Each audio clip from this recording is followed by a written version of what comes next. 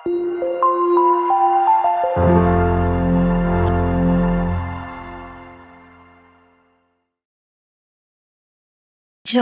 അധ്യായം 29. ജോബ് ഉപസംഹരിക്കുന്നു.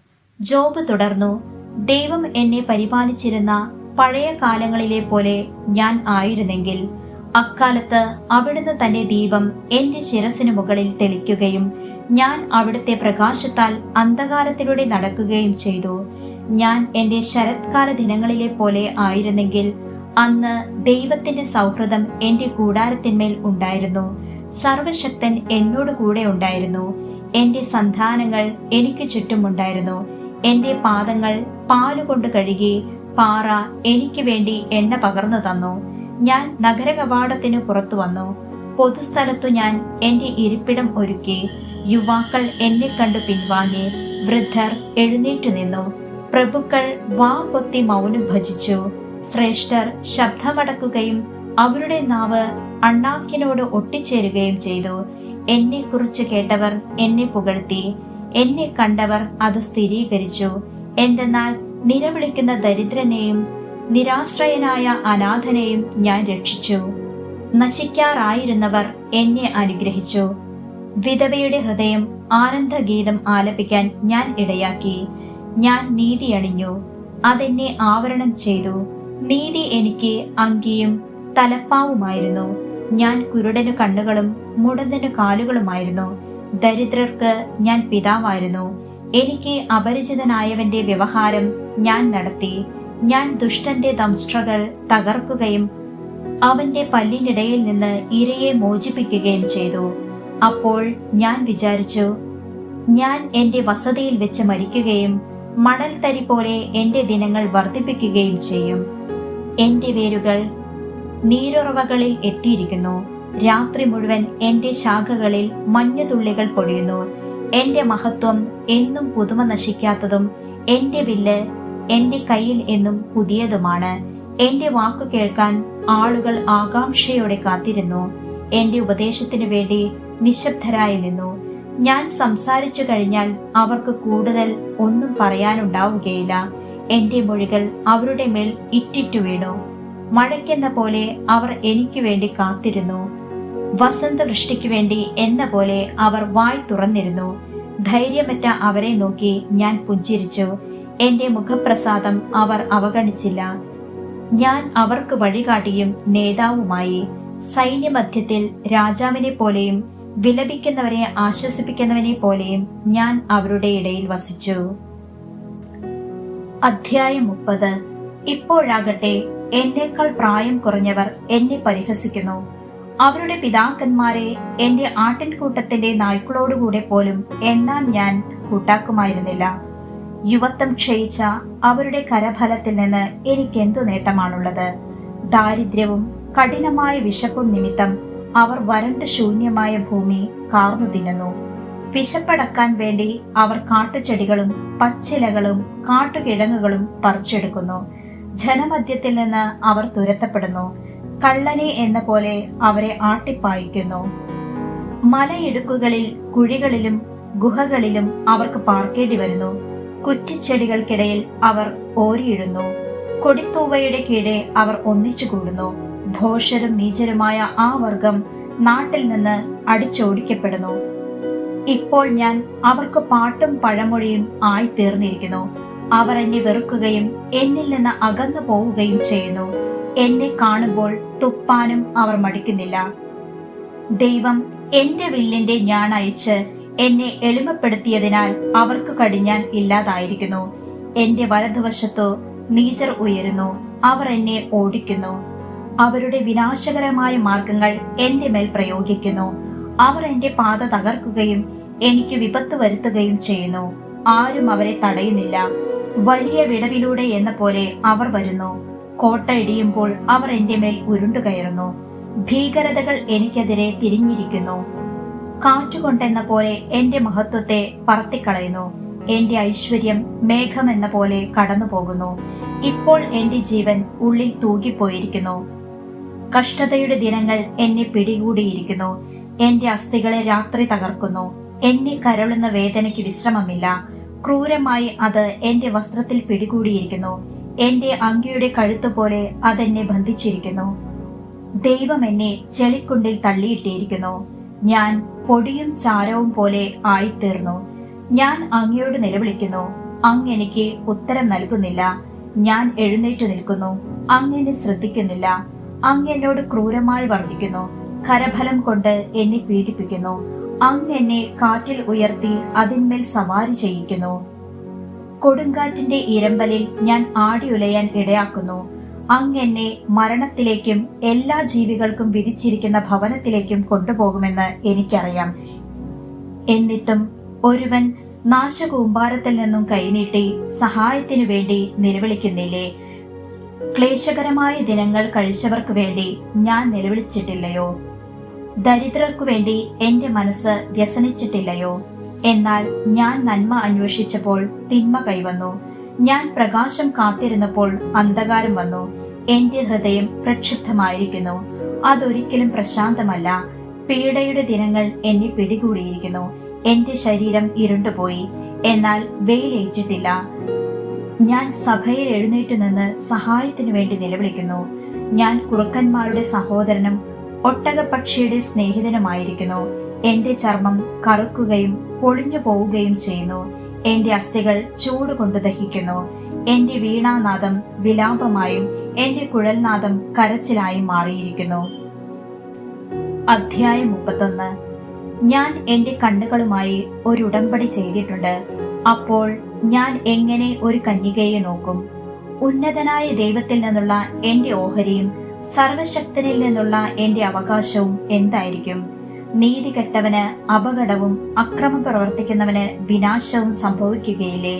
അവിടുന്ന് എന്റെ മാർഗങ്ങൾ നിരീക്ഷിക്കുകയും എന്റെ കാലടികൾ എണ്ണുകയും ചെയ്യുന്നില്ലേ? ഞാൻ കപടതയോടുകൂടി സഞ്ചരിക്കുകയും എന്റെ പാദങ്ങൾ വഞ്ചന പ്രവർത്തിക്കാൻ വെമ്പൽ കൊള്ളുകയും ചെയ്തിട്ടുണ്ടെങ്കിൽ, ദൈവം എന്റെ നിഷ്കളങ്കത അറിയേണ്ടതിന് എന്നെ കപടമില്ലാത്ത ത്രാസിൽ തൂക്കി നോക്കട്ടെ. ഞാൻ വഴിതെറ്റിപ്പോയിട്ടുണ്ടെങ്കിൽ, കാണുന്നതിലെല്ലാം ഞാൻ അഭിലാഷം പൂണ്ടിട്ടുണ്ടെങ്കിൽ, എന്റെ കരങ്ങൾ കളങ്കിതമാണെങ്കിൽ, ഞാൻ വിതച്ചത് അന്യൻ അനുഭവിക്കട്ടെ. എന്റെ വിള വേരോടെ നശിക്കട്ടെ. എന്റെ ഹൃദയം സ്ത്രീയാൽ വശീകൃതമായിട്ടുണ്ടെങ്കിൽ, ഞാൻ കൂട്ടുകാരന്റെ വാതിൽക്കൽ പതിയിരുന്നിട്ടുണ്ടെങ്കിൽ, എന്റെ ഭാര്യ അന്യനു വേണ്ടി ധാന്യം പൊടിക്കട്ടെ. അന്യർ അവളുമായി ശയിക്കട്ടെ. എന്തെന്നാൽ അത് ഹീനമായ കുറ്റമായിരിക്കും. ന്യായാധിപന്മാർ ശിക്ഷ വിധിക്കേണ്ട അകൃത്യം. നരകത്തിലേതുപോലെ ദഹിപ്പിക്കുന്ന അഗ്നിയായിരിക്കും അത്. എന്റെ സമ്പത്ത് അത് നിർമൂലമാക്കും. പരാതിയുമായി എന്നെ സമീപിച്ച ദാസന്റെയോ ദാസിയുടെയോ അഭ്യർത്ഥന ഞാൻ നിരാകരിച്ചിട്ടുണ്ടെങ്കിൽ, ദൈവം എഴുന്നേൽക്കുമ്പോൾ ഞാൻ എന്തു ചെയ്യും? അവിടുന്ന് അന്വേഷണം നടത്തുമ്പോൾ ഞാൻ എന്ത് മറുപടി പറയും? അമ്മയുടെ ഉദരത്തിൽ എന്നെ ഉരുവാക്കിയവൻ തന്നെയല്ലേ അവനെയും സൃഷ്ടിച്ചത്? അമ്മയുടെ ഉദരത്തിൽ ഞങ്ങൾക്ക് രണ്ടുപേർക്കും രൂപം നൽകിയത് ഒരുവൻ തന്നെയല്ലേ? പാവങ്ങൾ ആഗ്രഹിച്ചത് എന്തെങ്കിലും ഞാൻ മുടക്കിയിട്ടുണ്ടെങ്കിൽ, വിധവയുടെ കണ്ണുകൾ അന്ധമാക്കിയിട്ടുണ്ടെങ്കിൽ, എന്റെ ആഹാരം ഞാൻ തനിയെ ഭക്ഷിക്കുകയും അനാഥർക്ക് അതിന്റെ ഓഹരി ലഭിക്കാതിരിക്കുകയും ചെയ്തിട്ടുണ്ടെങ്കിൽ, യൗവനം മുതൽ അവനെ ഞാൻ പിതാവിനെ പോലെ പോറ്റുകയും ജനിച്ചപ്പോൾ മുതൽ നയിക്കുകയും ചെയ്തു.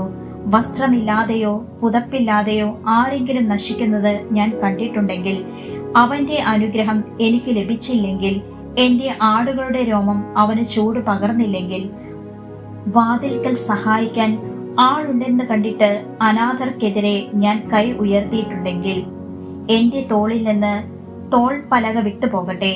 എന്റെ കരം അതിന്റെ കുഴിയിൽ നിന്ന് വേർപെട്ടു പോകട്ടെ. ദൈവത്തിൽ നിന്നുള്ള വിനാശത്തെക്കുറിച്ച് ഞാൻ ഭീതിയിൽ മുഴുകിയിരുന്നു. അവിടുത്തെ പ്രഭാവത്തിന് അഭിമുഖീഭവിക്കാൻ എനിക്ക് കഴിഞ്ഞില്ല. സ്വർണമായിരുന്നു എന്റെ ആശ്രയമെങ്കിൽ, തങ്കത്തിൽ എന്റെ പ്രത്യാശ അർപ്പിച്ചിരുന്നെങ്കിൽ, എന്റെ സമ്പത്ത് വലുതായിരുന്നതുകൊണ്ടോ എന്റെ കൈകളിൽ ഏറെ ധനം വന്നു ചേർന്നതുകൊണ്ടോ ഞാൻ ആനന്ദിച്ചിരുന്നെങ്കിൽ, സൂര്യൻ പ്രകാശിക്കുന്നതോ ചന്ദ്രൻ ശോഭിക്കുന്നതോ നോക്കിയിട്ട് എന്റെ ഹൃദയം ഗൂഢമായി വശീകരിക്കപ്പെടുകയും ഞാൻ എന്റെ കരം ചുംബിക്കുകയും ചെയ്തിരുന്നെങ്കിൽ, അതും ന്യായാധിപന്മാർ ശിക്ഷ വിധിക്കേണ്ട ഒരു കുറ്റമാകുമായിരുന്നു. എന്തെന്നാൽ അത് ഉന്നതനായ ദൈവത്തെ തിരസ്കരിക്കലാകുമായിരുന്നു.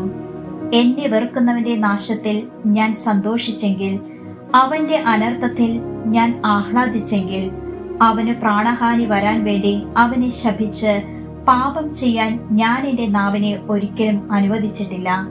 അവൻ നൽകിയ മാംസം മതിയാവോളം കഴിക്കാത്ത ആരുണ്ട് എന്ന് എന്റെ കൂടാരത്തിലെ ആളുകൾ ചോദിച്ചില്ലെങ്കിൽ, പരദേശി തെരുവിൽ പാർക്കേണ്ടി വന്നിട്ടില്ല. വഴിപോക്കന് ഞാൻ എന്റെ വാതിൽ തുറന്നു കൊടുത്തിട്ടുണ്ട്. എന്റെ അകൃത്യങ്ങളെ ഹൃദയത്തിൽ ഒളിച്ച് എന്റെ അതിക്രമങ്ങളെ മനുഷ്യരുടെ മുൻപിൽ നിന്ന് ഞാൻ മറച്ചുവെച്ചെങ്കിൽ, ആൾക്കൂട്ടത്തെ ഭയപ്പെടുകയും മറ്റു കുടുംബങ്ങളുടെ ദ്വേഷത്തിൽ ഭീതി തോന്നുകയും ചെയ്ത് ഞാൻ മൗനം അവലംബിക്കുകയും വാതിലിനു വെളിയിൽ ഇറങ്ങാതിരിക്കുകയും ചെയ്തെങ്കിൽ, എന്നെ ശ്രവിക്കാൻ ആരെങ്കിലും ഉണ്ടായിരുന്നെങ്കിൽ, ഇതാ എന്റെ കയ്യൊപ്പ്, സർവശക്തൻ എനിക്കുത്തരം നൽകട്ടെ. എന്റെ ശത്രു എനിക്കെതിരെ എഴുതിയ കുറ്റാരോപണം കിട്ടിയിരുന്നെങ്കിൽ ഞാൻ അതിന്റെ തോളിൽ വഹിക്കുമായിരുന്നു. കിരീടം പോലെ ഞാൻ അതിനെ എന്നോട് ചേർക്കുമായിരുന്നു. എന്റെ പ്രവൃത്തികളുടെ കണക്ക് ഞാൻ അവിടുത്തെ ബോധിപ്പിക്കുമായിരുന്നു.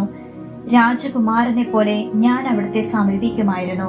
എന്റെ വയലുകൾ എനിക്കെതിരായി നിലവിളിച്ചിട്ടുണ്ടെങ്കിൽ, അതിലെ ഉഴവുചാലുകൾ ഒന്നായി കരഞ്ഞിട്ടുണ്ടെങ്കിൽ, അതിലെ ഉൽപ്പന്നങ്ങൾ വില കൊടുക്കാതെ ഞാൻ വാങ്ങി ഭക്ഷിച്ചിട്ടുണ്ടെങ്കിൽ, അതിന്റെ ഉടമസ്ഥന്മാരുടെ മരണത്തിന് ഞാൻ കാരണമായിട്ടുണ്ടെങ്കിൽ, ഗോതമ്പിന് പകരം മുള്ളുകളും ബാർലിക്ക് പകരം കളകളും വളരട്ടെ. ജോബിന്റെ വാക്കുകളുടെ സമാപ്തി. അധ്യായം 32. എലീഹുവിന്റെ പ്രഭാഷണം. ജോബിന് താൻ നീതിമാനാണെന്ന് തോന്നിയതുകൊണ്ട് ഈ 3 പേരും തങ്ങളുടെ വാദം മതിയാക്കി. റാം കുടുംബത്തിൽപ്പെട്ട ബൂസ്യനായ ബറാഖേലിന്റെ പുത്രൻ എലീഹു കോപിഷ്ഠനായി. ദൈവത്തെക്കാൾ തന്നെ തന്നെ നീതീകരിച്ചതുകൊണ്ട് ജോബിന്റെ നേരെ അവന്റെ കോപം വർദ്ധിച്ചു. ജോബ് തെറ്റു ചെയ്തെന്ന് അവന്റെ 3 സ്നേഹിതന്മാരും പ്രഖ്യാപിച്ചെങ്കിലും തക്ക മറുപടി നൽകാൻ അവർക്ക് കഴിയാത്തതുകൊണ്ട് അവരോടും അവൻ കോപിച്ചു.